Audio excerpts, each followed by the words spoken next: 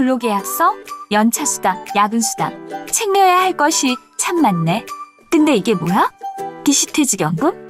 퇴직연금을 DC한다는 건가? DC 너무 어려워. 아직 아무것도 모르는데 퇴직연금을 어떻게 관리해? 민영사원, can I help you? 땡큐 써. DC 퇴직연금 너무 어렵고 수익률도 낮다니 걱정이에요. No problem. 세마 DC는 너무 쉽고 수익률 걱정도 없다네. 과학기술인 연금이거든. 궁금한가? 궁금하면 500원. 과학기술인 연금의 모든 것 지금 시작합니다. 안녕하세요. 저는 과학기술인 공제회 퇴직연금급여 사업 가입자 교육을 맡은 강사 최유진입니다. 관리하기 쉽고 수익률도 안정적인 과학기술인 연금, 그 이유와 비결을 알아볼까요? 퇴직연금은 회사에서 지급하던 퇴직금을 사회에 예치하여 근로자의 수급권을 보장하고 퇴직 시 노후 보장을 하기 위해 마련된 제도입니다. 퇴직연금 제도는 근로자 퇴직급여 보장법에 따라 DB와 DC로 구분되며 회사 규정에 따라 정해져 있습니다.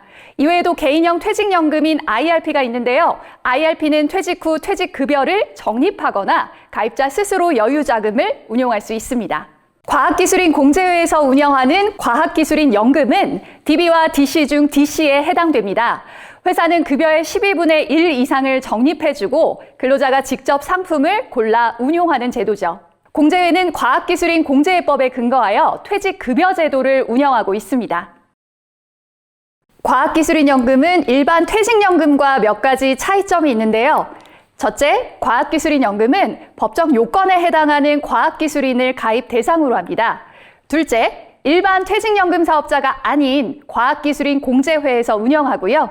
셋째, 소관부처는 고용노동부가 아닌 과기정통부입니다. 과학기술인을 위한 특별한 연금 제도인 셈이죠. 우리나라에는 6개의 법적 공제회가 있는데요. 과학기술인 공제회는 6개 공제회 중 유일하게 퇴직연금 사업을 하고 있습니다.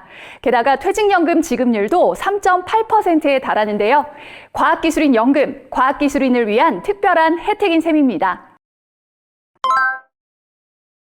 과장님, 연말정산 환급금이 얼마나 돼요? 환급금이. 진짜요? 비결이 뭐예요?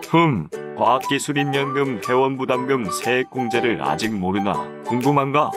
궁금하면 세마. 과학기술인 연금 적립에 대한 궁금증 알기 쉽게 설명해 드립니다. 퇴직연금 적립액은 법정 사용자 부담금과 운용실적, 회원 부담금 3가지를 포함하는데요. 법정 사용자 부담금은 연간 임금 총액의 12분의 1, 즉 8.3%를 회사가 적립해 주는 거죠. 이 돈을 잘 운용해서 얻은 운용 수익도 적립액에 포함되고요. 이 외에도 개인이 추가로 회원 부담금을 납부할 수도 있습니다. 그래프를 통해 자세히 알아볼까요? 가입자는 입사하면서 퇴직할 때까지 꾸준하게 부담금을 쌓아가고 여기에서 얻은 운용 수익까지 합쳐 퇴직연금을 받게 됩니다. 퇴직연금을 안정적으로 받으려면 운용 실적이 들쑥날쑥하지 않는 게 중요하죠. 공제의 원리금 보장형 상품은 변동성을 싫어하는 가입자에게 안정적인 수익을 제공하는 적합한 상품입니다. 퇴직연금 적립액 중 회원 부담금은 말 그대로 개개인이 나의 노후를 위해 추가로 준비하는 적립금입니다. 연금 계좌에서 회원 부담금은 1년에 1,800만 원까지 납입할 수 있는데요. 개개인의 자발적인 노후 준비를 독려하기 위해 정부는 아주 큰 세제 혜택을 주고 있답니다. 회원 부담금의 3가지 세제 혜택 궁금하시죠? 첫째, 납입 시점에는 매년 최대 16.5%까지 연말 세액 공제를 받을 수 있습니다. 둘째, 운용 시점에는 수익에 대한 소득세를 내지 않고 과세 이연되기 때문에 수익과 세금이 재투자되어 복리 효과를 누릴 수 있습니다. 셋째, 퇴직 후 연금 수령 시에는 이자 소득세가 아닌 연금 소득세로 저율 과세되는 혜택을 받을 수 있습니다. 다시 한번 정리해 볼까요? 과학기술인 연금 계좌에는 회사에서 불입해주는 적립액 외에 개인이 1,800만 원까지 불입할 수 있습니다. 세제 혜택은 소득과 연령에 따라 달라지는데요. 50세 미만 총 급여액이 1억 2천만 원 이하라면 최대 700만 원에 대해 92만 4천 원을 공제받을 수 있습니다. 저축을 하면서 세금까지 아낄 수 있는 기회 놓치면 안 되겠죠? 그래. 알았어. 엄마가 퇴근하고 얼른 갈게. 에휴, 아이 키우기 힘들지. 다 키우려면 한참 남았네. 대학, 결혼, 언제까지 키워야 하지? 아이 키우는 것도 중요하지만 날 위한 연금 키우는 것도 중요해. 헐, 연금도 키워야 한다고요? 그걸 왜 내가? 어떻게? 걱정하지 마. 든든한 세마가 3.8%로 키워주니까. 아직도 안 했나? 얼른 가입해. 세마. 높은 수익률, 안정적인 운용, 두 마리 토끼를 잡고 싶으신가요? 과학기술인 연금 운용 방법을 주목하세요. 과학기술인 연금은 가입자가 스스로 운용 방법을 선택해 적립금을 직접 운용하는 DC 퇴직연금입니다. 가입자는 자신의 투자 성향과 상황에 맞게 원리금 보장형, 실적 배당형, MP 플랜을 선택할 수 있습니다. 조금 더 구체적으로 살펴보면 이렇게 다양한 상품이 마련되어 있는데요. 가입자는 이들 중 한 가지를 선택할 수도 있고 원리금 보장형과 개별 펀드를 함께 복수로 선택할 수도 있습니다. 최초 운용 지시서를 작성하지 않은 경우에는 공제회 원리금 보장형 상품으로 자동 운용됩니다. 가입자가 연금 계좌에 부담금을 입금한 후에는 운용 방법을 선택할 수 있습니다. 공제회 원리금 보장 상품은 공제회에서 직접 운용하고 있고요. 실적 배당형 상품, 즉 펀드는 각 자산 운용사에서 운용하며 미래에셋 대우에서 판매하고 있습니다. 여기에서 가장 눈에 띄는 것이 있는데요. 바로 공제회 원리금 보장형 상품입니다. 공제회가 직접 운용하는 이 상품은 2020년 11월 기준 금리가 3.8%입니다. 이는 변동금리이기 때문에 향후 변동될 수 있다는 점은 기억해 주세요. 도표를 보시면 공제회 원리금 보장형 상품이 다른 은행 정기예금보다 금리가 더 높은 걸 확인할 수 있죠. 은행 정기예금의 경우 금융기관별로 5천만 원까지 예금자 보호가 가능합니다. 공제회 원리금 보장형 상품은 만기가 1년이기 때문에 별도 운용 지시를 하지 않은 경우 만기가 되면 같은 상품으로 자동 재해치됩니다. 또 퇴직 등의 사유로 특별 해지할 경우 금리는 만기금리 가입일수로 계산하여 지급됩니다. 공제회에서 제공하는 원리금 보장형 상품이 안전할까? 궁금한 분도 계실 텐데요. 이 상품은 예금자 보호 대상은 아니지만 여러 가지 안전장치가 마련되어 있습니다. 공제회는 정기적으로 대외 감사를 받고 있고 자산 운용에 대한 위원회를 운영하고 있습니다. 또한 결손금에 대한 정부 출연 지원 근거법이 마련되어 있죠. 2019년 기준 공제회 지급 준비율이 108.6%에 달하기 때문에 원금 보장에 대한 걱정은 하지 않으셔도 됩니다. 다음은 실적 배당형 상품인 펀드입니다. 퇴직연금의 경우 주식에는 직접 투자할 수는 없고요. 퇴직연금의 안정성을 위해 펀드 등 위험 상품 투자가 70% 이하로 제한되어 있습니다. 2020년 9월 30일 기준 공제회에서 제공되는 펀드 상품 리스트입니다. 이들 상품은 미래에셋 대우 증권 계좌를 통해 거래할 수 있습니다. MP 상품은 모델 포트폴리오 상품을 의미하는데요. 국내외 펀드 상품을 포함한 7가지 MP가 마련되어 있습니다. 현재 내가 보유하고 있는 퇴직연금 상품은 정해진 절차에 따라 언제든지 변경할 수 있습니다. 미래에셋 대우 계좌 개설은 필수입니다. 원리금 보장형 상품을 매수할 경우에는 공제회 홈페이지에서 서류를 다운받아 작성한 다음 팩스나 메일로 발송하시면 됩니다. 상품에 대해 더 자세히 알고 싶다면 위탁관리 사업자인 미래에셋 대우 지점을 방문해 상담을 받고 진행할 수 있습니다. 그럼 온라인으로 운용 상품을 변경하는 방법을 알아볼까요? 먼저 공제회 홈페이지에서 상담 메뉴에 연금을 클릭한 다음 하단에 운용 상품 변경으로 들어가시면 됩니다. 퇴직연금 매매 전용 화면에서 운용 방법 변경 시 증권용 공인인증서 로그인이 필요합니다. 등록된 증권용 공인인증서 비밀번호를 넣어주세요. 운용 방법 관리, 운용 방법 변경 메뉴로 들어간 후 원하는 운용 방법에 따라 진행하시면 됩니다. 보유 상품 매도하기, 매도 자금으로 상품 매수하기, 부담금 투자 상품 변경하기 등 스텝별로 진행하시면 됩니다. 세부적인 사항은 오른쪽 상단 시스템 가이드 매뉴얼을 참고해 주세요. 다음은 한도 등록 및 변경 방법을 알아보겠습니다. 회원 부담금을 납입하기 전에 공제회에 1년 동안 얼마를 입금할지 먼저 등록이 되어야 합니다. 온라인으로 쉽게 등록할 수 있는데요. 함께 보시죠. 과학기술인 홈페이지 공인인증서 로그인을 누르고 등록된 공인인증서 암호를 넣으면 로그인 상태가 됩니다.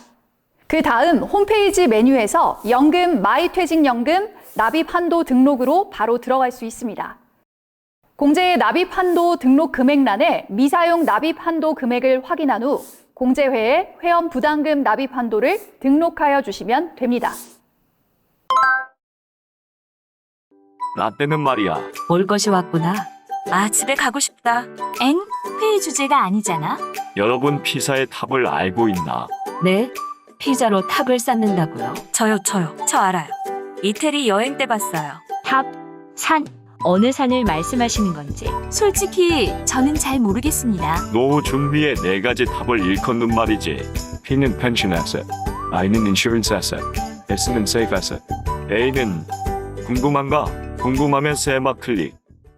차곡차곡 쌓아가는 과학기술인 연금 수령은 어떻게 하는지 함께 알아봅니다.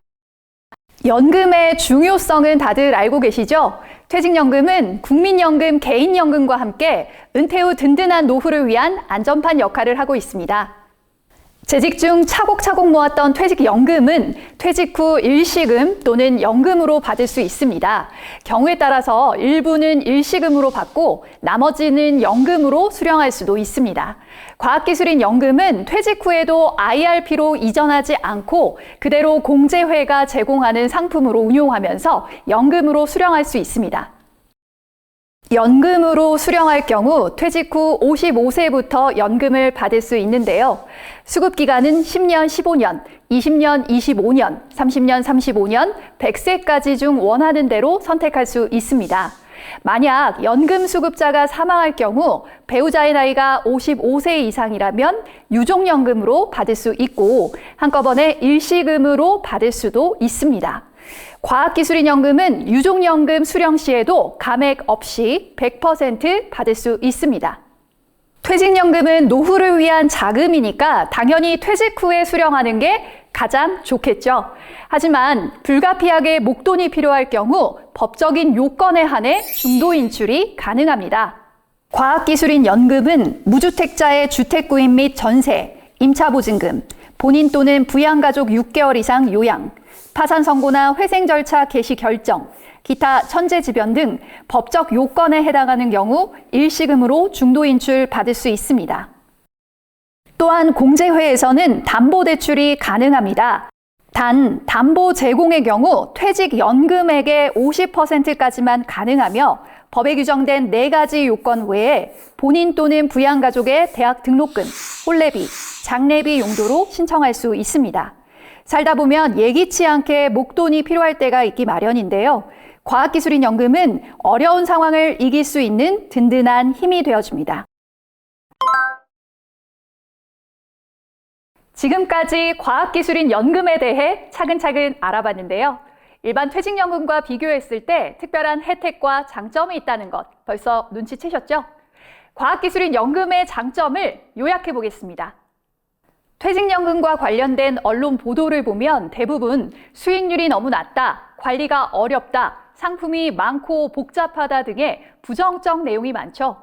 특히 가입자 본인이 스스로 관리해야 하는 DC 퇴직연금의 경우 투자 경험이 없다면 관리가 어렵게 느껴질 수 있는데요. 과학기술인 연금은 DC 퇴직연금이지만 운용 걱정, 수익률 걱정 할 필요가 없습니다.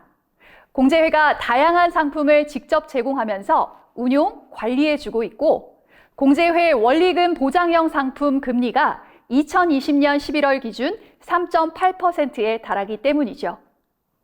공제회에서 운용하고 있는 상품 편입 비율을 보면 총 평가 금액 대비 공제의 예금 편입 비율이 92%에 달합니다. 많은 가입자들이 공제회를 믿고 선택해 주신다는 걸 알 수 있겠죠? 과학기술인 연금의 장점 2번째, 운용 수수료가 낮습니다.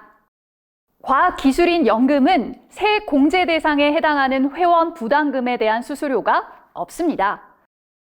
연금 수령 시 회원이 부담하는 수수료 또한 없습니다. 타 금융기관의 경우 회사가 납입한 부담금 납부 원금과 운용 실적에 대해 수수료를 청구하지만 과학기술인 연금은 납부 원금에 대해서만 수수료를 부과하고 있습니다. 과학기술인 연금의 장점 세 번째는 신뢰성입니다.